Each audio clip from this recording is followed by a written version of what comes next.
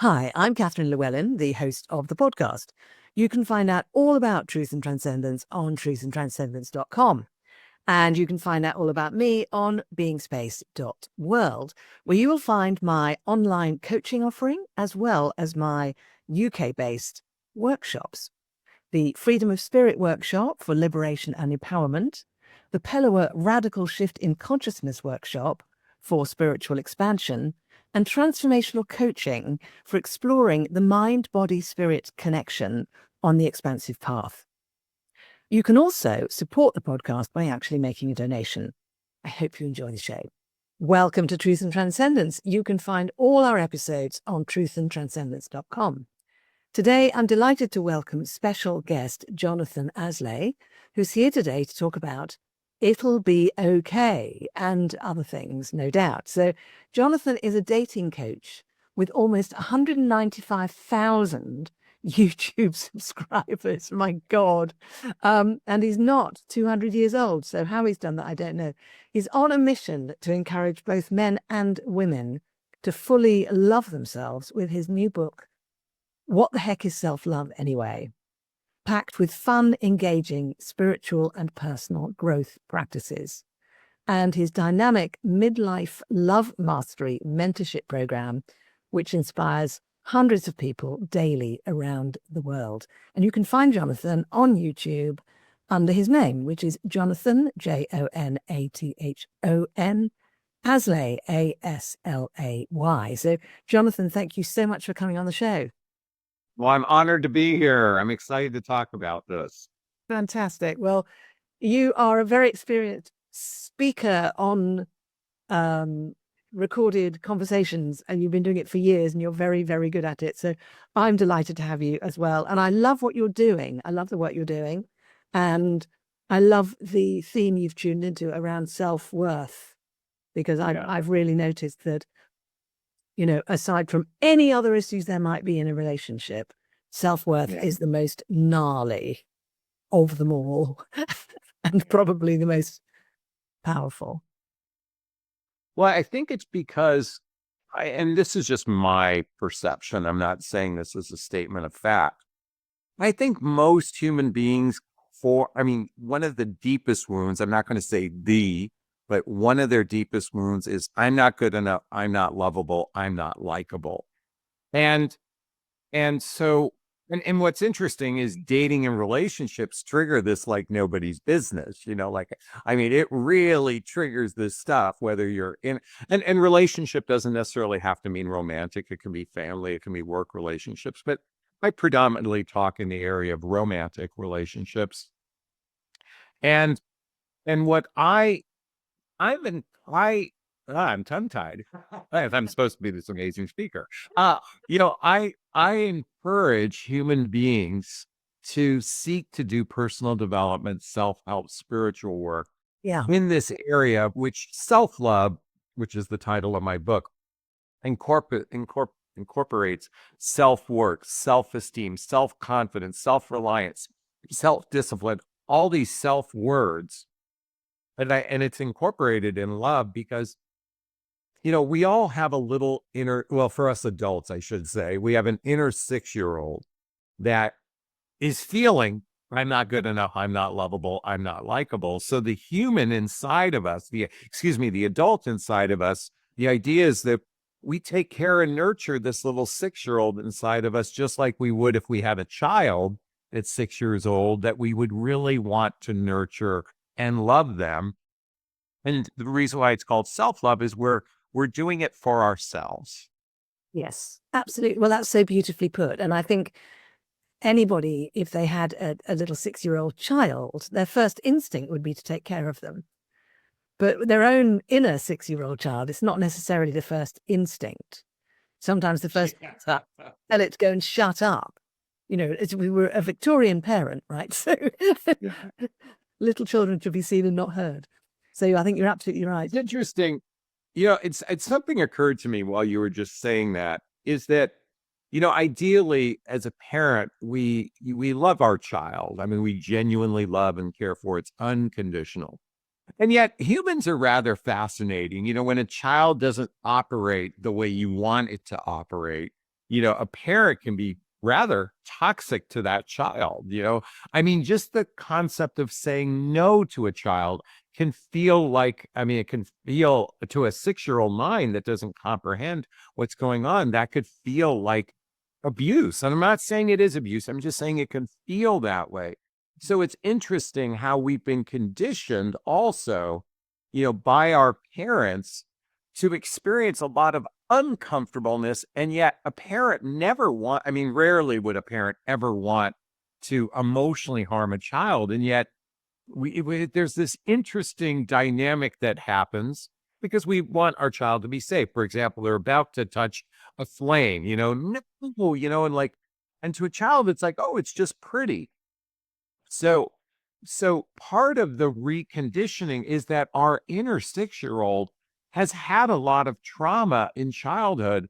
And I'm not talking about genuine physical or emotional or verbal abuse. I'm just talking about garden variety, you know, emotional pain. And so that's part of why we're healing that inner child, or at least that's the encouragement. Yeah. And I believe personal development, self-help, spiritual work, therapy are all necessary components for living a more fulfilled life beyond the surface, beyond the basal needs that we have, of survival. And so anyway, I just wanted to touch upon that. I appreciate that. I love that. I think that's absolutely right. And I was just remembering when I was a child, there would be an adult saying no to me, and then an adult saying no to me, different ways that they would do it. And Yes. I now understand that to a lot of those adults, saying no was something they had a lot of discomfort about doing. They had difficulty doing it, and that came across as much more difficult for me on the receiving end than when there was an adult who was absolutely fine with saying no. No, it's a no. Let's have supper, whereas the person, no, and they were all in stuff about it. That's much more difficult to receive. And I do find a lot of adults nowadays have difficulty saying no to other people or to themselves. It's a very difficult, and that's part of what you need, isn't it, in relationships? You've got to be able to say no, walk away from Well, something. I believe that healthy boundaries in a relationship, and I like the way Brene Brown illustrates boundaries as what's okay and what's not okay for me. And you see how you just said what's okay and what's not okay versus yes or no, Yeah, I which never have. obviously is, to some degree, um, and again, how that no comes across, tonality makes a difference too. But in relationship, it's really important to, I believe, identify what your needs, wants, and desires are. I mean, truly identify it, truly identify what you're feeling, what your needs are, and then be able to articulate that to another human being. Well, the reality is most humans are radically poor at doing this. They're radically poor. I'm sure you've heard the phrase feel your feelings, and your feelings are, true for you. But oftentimes people they might be feeling it. But they're not cognitively going, well, what's really going on? And then can I share this with another person in a way that isn't toxic? And Marshall Rosenberg wrote a book called Nonviolent Communication. It should have been titled Compassionate Communication, because oftentimes our communication in relationships can be very confrontational communication. It can be very combative, even though you're trying to come from a loving place. so, so to incorporate really diving into one's emotions, one's feelings, spending time really identifying it, and then practicing healthy communication takes a tremendous amount of work. Yeah. And relationships are just supposed, I believe whether it's Disney or Hollywood created this narrative that relationships should just be easy. Well, that's because they had it scripted for them. There was someone writing a script and what to say. But we human beings don't have a script writer. We're like spaghetti when it comes to articulating our thoughts, our feelings, and emotions. Well, that's true. And also, most of us are not 20 years old with beautiful symmetrical features, fabulous clothes, and perfect lighting Yeah. at all times. So a number of factors come into play. And the other day I was listening to watching one of your pieces on YouTube, and you were talking to a couple of women who were in their 60s and 70s, and they were embarking on relationships and really allowing themselves to be open and vulnerable in those relationships, which, that they obviously they've got all sorts of qualities now that they didn't have when they were 20, but also they're not 20, so we've got all these different things that we're dealing with, haven't we, in relationships? Well, what's interesting is, and my specialty happens to be midlife, which I say is after baby making years and before retirement. So most of my audience is between 42 and 69. I mean, generally speaking.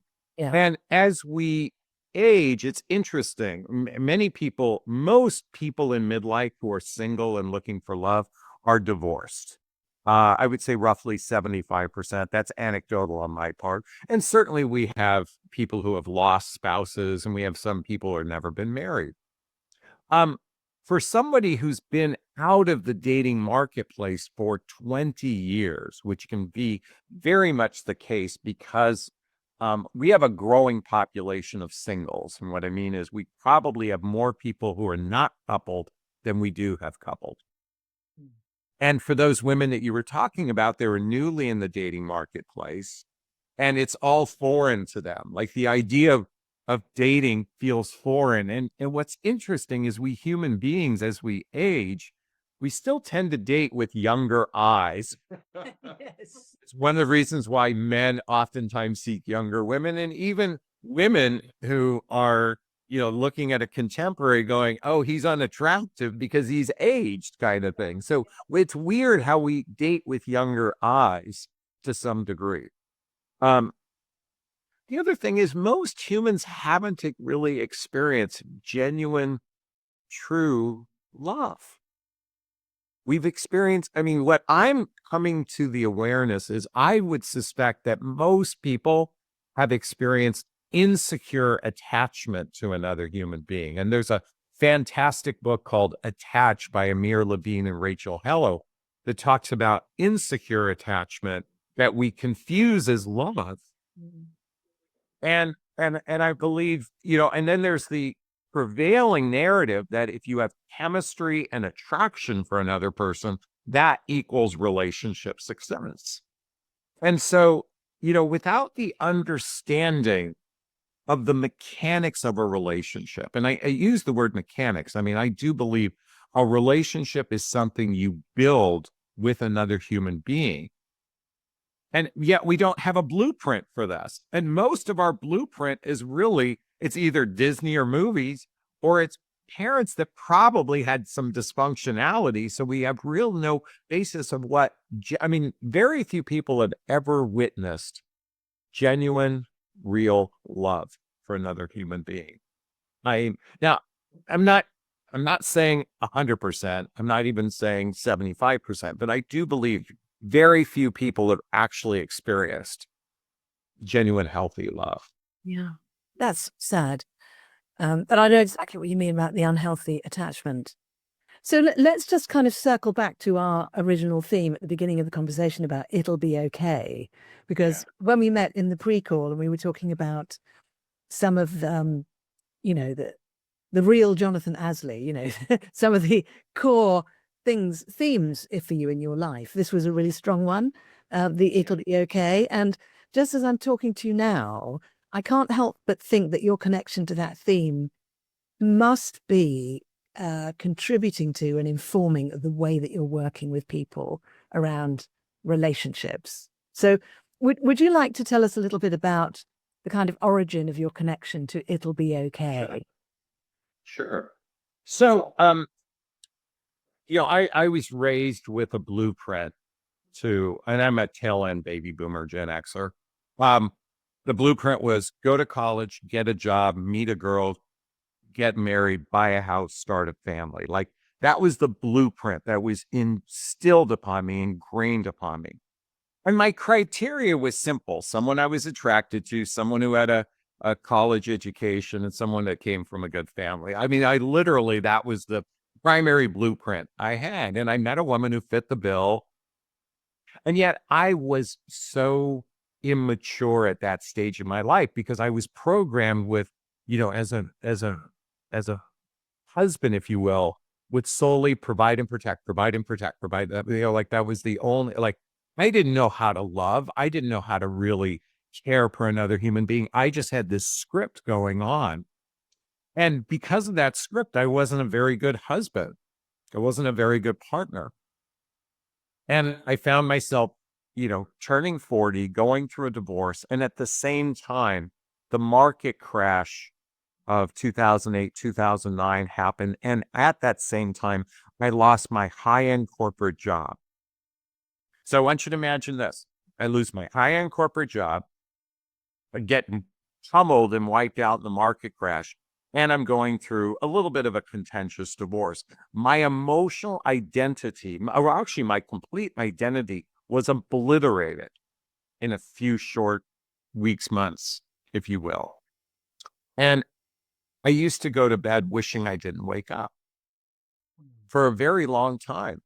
And I had two small children that I genuinely love and care for, but that's how deep the emotional pain was, particularly my loss of my identity and all the obligations and responsibilities. And right around that time, the movie The Secret came out. And I remember watching it and go, oh, this resonates with me. And then What the Bleep? And then I started to watch Wayne Dyer and Tony Robbins. And I began little by little just consuming a lot of personal development, self-help, spiritual content, mostly on YouTube and other platforms. And I began seeking therapy. Interestingly enough, several years after all this happened, I was in a relationship with a therapist. And in some ways, this relationship with this therapist was reparenting me. It was rewiring me because I got the benefit. And I completely missed how I became a dating and relationship coach. During my pain, I was addicted to online dating. I was communicating with, sometimes half a dozen women at the same time, talking about their relationships, talking about their dating experiences. It became a form of therapy for me. And I realized that I was a broken man and women had a propensity to choose broken men. Mm-hmm. So I thought, oh, I had an idea. Why not just like the thief like the professional thief that goes and works for the FBI? I'm a broken man. Let me tell women how to avoid the broken man. And that's kind of how my business was birthed. This was well over 15 years ago. Why this is an important part of the story is I had to begin to rebuild my life. And I really thought, when you go to bed wishing you don't wake up, you're in so much emotional pain that nothing feels okay. Everything feels painful. But it was through this personal development, self-help, spiritual work, and therapy, I began rebuilding myself on the inside, if you will. I was building emotional scaffolding.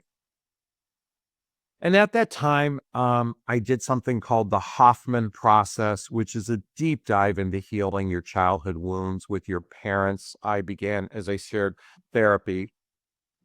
And why I'm sharing this story is in 2017, my mother passed away.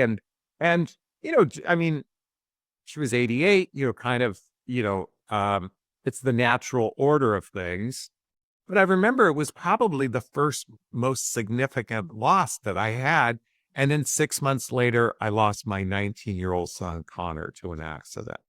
Oh my God. And most people would say that is probably the most devastating thing that could happen to them, especially any parent probably hearing this would just, I know your heart sinks when you think about this. I recognized that I had a choice. I could grieve with suffering or I could grieve with love.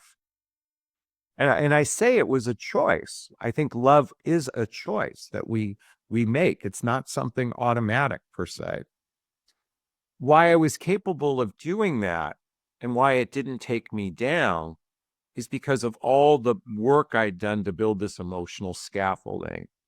And why I'm leaning into this is that I began learning that no matter what, everything is going to be okay. And even when we're facing our own mortality, that's okay too, because in the months and in the weeks, months and years after he passed, I really began studying the idea of what happens when we transition. And I think on some level, our deepest fear is the fear of death. And when I believe we can at least embrace that part of life is transitioning from, and I believe we're spiritual beings having a human experience kind of thing. I mean, our soul never really dies. Then it gave me the freedom to look at life as everything is going to be okay. Even the things that I don't like, it's still, I'm going to be okay. And because my mind can make up a story. And recently I was facing fear like nobody's business, particularly my fear of survival. Like if things don't change, I'm going to be out in the street. Well, that was just a story I made in my head. It wasn't real. And so when I began adopting the belief that everything is going to be okay, that doesn't mean I abdicate completely. I still do what's necessary in life. But it took away the emotional angst when I began adopting that no matter what, everything is going to be okay. Wow. Brilliant. Beautiful. I absolutely love the way you described that. Very, very powerful. And I think you're absolutely right. That fear of death, I think that does show up in relationships in the sense that I heard you on one of your things, you were asking somebody, what's your greatest fear in a new relationship? Yeah. And I was listening to that and thinking, do you know what? My answer to that has changed significantly over the years. I remember when I was much younger, my greatest fear was that the relationship would end.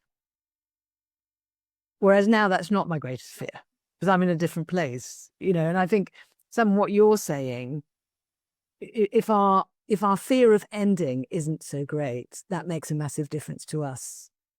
What's interesting, every relationship ends, whether it's one person passing away before the other. I mean, that's the inevitable truth, right? But I think the fear that someone will end the relationship on us, Yeah. By the way, it goes the other way too. I mean, we could be in a relationship with someone, we could fear that we're not going to be capable of loving them enough. That's another fear. The most predominant fear that comes up in my coaching practice is the fear of abandonment, the fear of rejection, because that fear is saying, I'm not worth it. I'm not worth you investing in me. I'm not good enough. I'm not lovable. I'm not likable. That's what that wound is saying.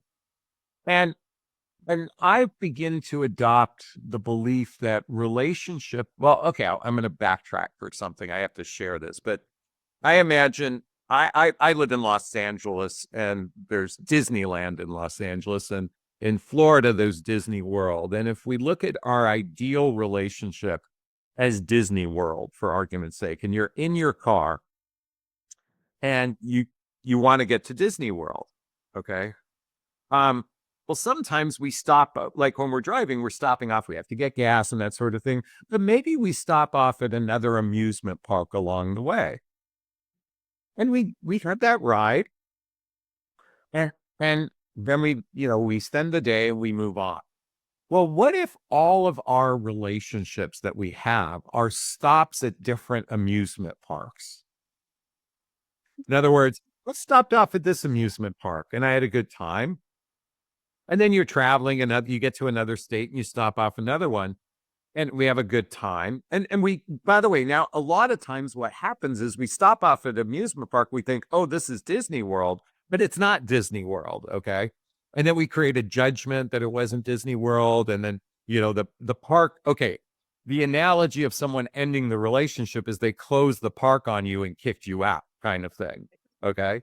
And it's like, but if we can look at these experiences as just as an experience without creating meaning behind it, without creating a story that it has to go somewhere. What if all of our experiences are preparing us for Disney World? Now, here's going to be another way of looking at it.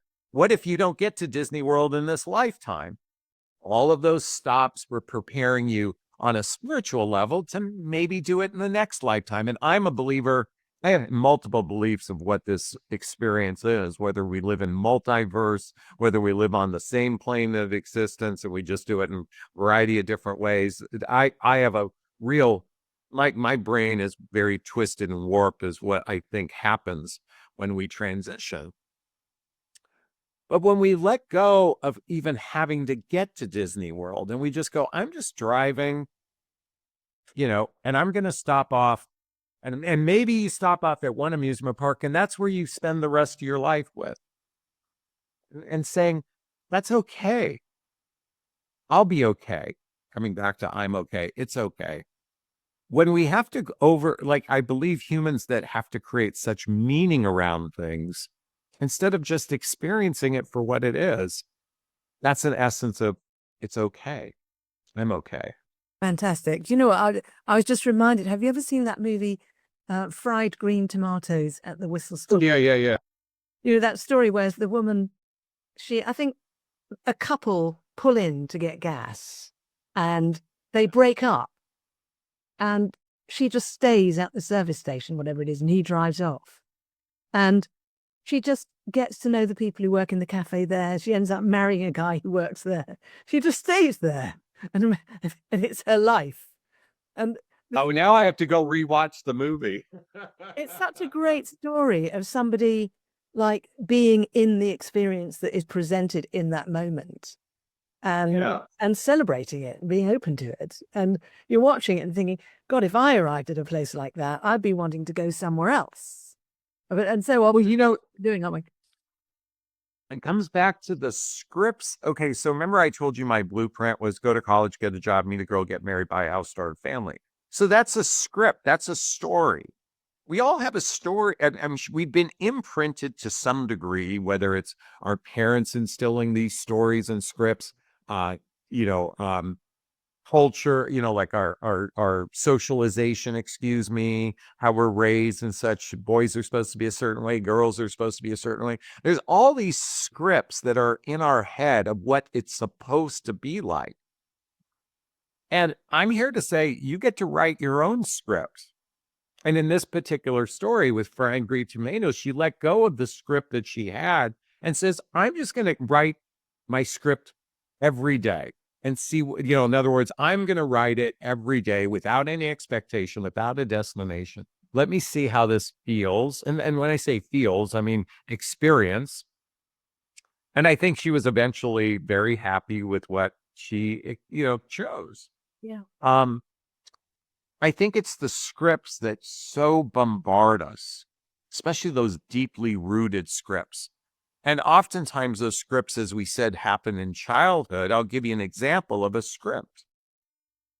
When I was in third grade, I took a test and I did radically well compared to the rest of the students. And the teacher came back and said, you cheated. And said, in front of the classroom, you're stupid. Here, I worked really hard to get, to do better than everyone else. And instead of being praised, I was crucified. And that was the teacher's stuff, okay? But then I had a script that I'm stupid was instilled upon me at a very young age. And it's affected my life deeply, where I believe I'm incompetent, and people say to me, oh my God, Jonathon, how can you believe that? You get up on stage, you talk to thousands of people, you do these YouTube videos and such. And I do everything extemporaneously. I mean, I'm just riffing. But I have a script inside of me that says I'm stupid, I'm incompetent, I'm incapable, and it plays havoc on my nervous system. And believe me, I've worked diligently to embrace that I'm not. but it's a deeply rooted script inside of me. And we all have scripts, or a script, or multiple scripts or stories about who we are that just aren't true. And so, why I'm such a big proponent of doing the work, personal development, self-help, spiritual work, and therapy, is because we have to, I believe we human beings need a complete rewriting of our base programming. And that's what I'm here to encourage humans to do. Yeah. So you now dedicated your working life to helping other people to free themselves from those scripts and rewrite them. Yeah, and it first starts by identifying them, and within the identification, then there's something else, Catherine, that I've been really hyper focused on in my practice, is really is both understanding these scripts. And I talked earlier about love attachment style. I talked about identifying our needs, wants, and desires, and then be able to articulate them. My role, I feel, is I share a lot of my personal experiences as simply, and to the extent I'll call myself a role model, but just as a guide, because I just witnessed so few people really getting to the core of their emotion. Really, and I've been blessed with a life in the last few years in particular, where I spend a tremendous amount of time in my emotions and feelings versus the distraction of doing. Most humans are sadly trapped in the distraction of just doing. And part of it is survival needs. We have to work and pay bills to survive. And I get that piece. I've created a life where I get to do both. I get to work in my passion, but I also spend a lot of free time in emotional solitude. I'm in my own vipassana, if you will. I created that life because rarely do people spend enough time just with themselves and really be introspective, self-reflective, objective. That's one of the hardest things we can do as humans, to be objective. I mean, to take a step back and actually look at ourselves from an objective perspective. And I'm here to just encourage that because, okay, I'm going to pause for a second. I have a dear friend who spent 4.5 years in federal prison, and he legitimately did something not good, and he paid the price. And he said something to me. He said it was one of the greatest gifts I ever had, because when you have your food, your shelter, your clothing covered, all you are is within yourself. And some people think that's a prison. And he goes, that was liberating for me to be able to just spend literally 20 hours a day, or not 20, but let's say 12 waking hours a day, contemplative. And I'm here to encourage. That's why meditation is so encouraged. That's why, spending time by yourself is so encouraged. When we can learn to enjoy and love our own company, it's a reflection of, I'm going to be okay. Even I actually believe we're in a unique time in society where so many people are what we call alone or by themselves. And what if that's the greatest gift you've had, is to be by yourself and learn to love and embrace what it's like to be alone? Because we have this, and not to suggest humans aren't, social creatures where we need people kind of thing. But I believe we're in a state of humanity where so many people are by themselves. And I believe it's a gift to explore oneself and learn to love oneself in that process. 100%. And the energy coming off you as you're saying that is just so attractive. That sort of connection with that pure piece of truth, that we can actually do that. Thank you so much for sharing that. Wonderful. Oh, you're very welcome. I'm going to actually remind everybody where they can find you, which is on YouTube, Jonathon, Jonathon Aslay, Aslay, because, Jonathon, this is fascinating. I could quite happily talk to you for the rest of the day, which for you is a long time. But of course, we don't have time for that. So let me ask you a slight tangential question, if you like. Sure. And this is, and everyone is listening, please do go and check out Jonathan's YouTube channel. Some of the stuff on there, and probably all of it, is beautiful, really, really wonderful stuff and worth checking into.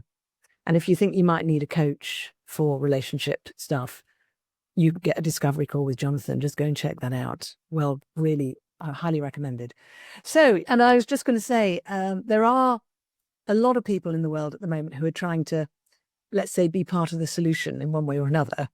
And whether they are official leaders or just trying to be leaders in their own lives. And some of those people are listening to us today. Is there something you'd like to say to those sorts of people, perhaps in relationship to what we've been talking about today, that might be helpful for them? Oh my gosh. That's such a big question. I'm not sure I can condense it into one thing. What comes to mind? Well, it's the repetitive theme that I'm talking about, is encouraging introspective self-reflection, working on oneself. And I'm a big believer that I believe that if we can invest at a minimum of 15 minutes a day, but closer to an hour a day of real, genuine self-reflection, real, genuine introspection, inviting, whether you listen to a podcast, whether you go to a therapist, whether you watch a YouTube video. Well, that's technically a podcast too. Watch a YouTube video, read a book to nourish your soul, to learn something new. In fact, I was at a seminar that said most human beings look at happiness on a horizontal line. I'm here, and if I have this, I'm happy. Okay. In other words, I live in a 1-bedroom place, but if I had a 5-bedroom mansion, I would be happy. And what happens is they get the $5 million 5-bedroom mansion, but they're just slightly happier. It's not that significant. But where happiness lies, this is something taught to me, is a vertical line. And what was shared is that happiness is actually a function of loving, being in a state of loving, but more importantly, being in a state of learning. When we learn something new, when we comprehend something new, when we embrace something new and something to nourish our soul, to nourish our mental health, our emotional health, our spiritual health, if you will, that's where happiness lies. And I believe that. I'm not saying it's right or wrong. I'm just saying what I've heard. And that's why I want to encourage everyone to invest an hour in their day in learning something, in growing within themselves. And if you do that long enough and you practice that long enough, I believe you operate from a place of everything's going to be okay. I'm okay. Wonderful. Nicely looped back. Yeah. Yeah. Very nice. Wonderful. So, Jonathan, as always in these conversations, the hardest thing for me is finding a way to end the conversation because it's so much fun and fascinating. I think if we speak again, I'd love to hear more about you called it a twisted, warped mind in relationship to what happens to us after we pass on. I'd love to hear some more about that at some point. And everybody else, you're going to have to contact Jonathan to find out more about that. Well, let me just say publicly, and I don't mind sharing this, I've done a lot of psychedelics. I'm a psychonaut, so I've done a lot of exploration. Psychonaut. I love that word. Yeah, and that enhances my capacity to explore multiple states of being. So, yeah, I'd be happy to have that conversation with you. Excellent. Well, I would concur with that. And funnily enough, I've had a few people come on and talk about psychedelics over the last 6 months. It's obviously a rising theme, or it's a returning theme, actually, because it was an accepted theme back in the 50s at one point. Well, actually, if we go back to tribal South America and certainly almost every other, this medicine, if you will, has been around for thousands and thousands of years, and it's been in other words, there's judgment here in the United States about things, but that's just a construct of man saying something is bad and wrong, because it's not that way in South America, as an example. And it's a way to really expand consciousness. And sadly, there's a restrictive nature that we live in here in the United States that's not shared throughout the rest of the world. Well, it's a bit restrictive over here as well. But yeah, wow. Well, okay. Well, before we go into another whole conversation, Yeah. Jonathon, this has been so great. I'm going to ask you to give the listeners one last thing, which is, would you like to give the listeners a reflection question that they can take away and contemplate over the coming week that will help them connect more deeply with some of what we've been talking about today?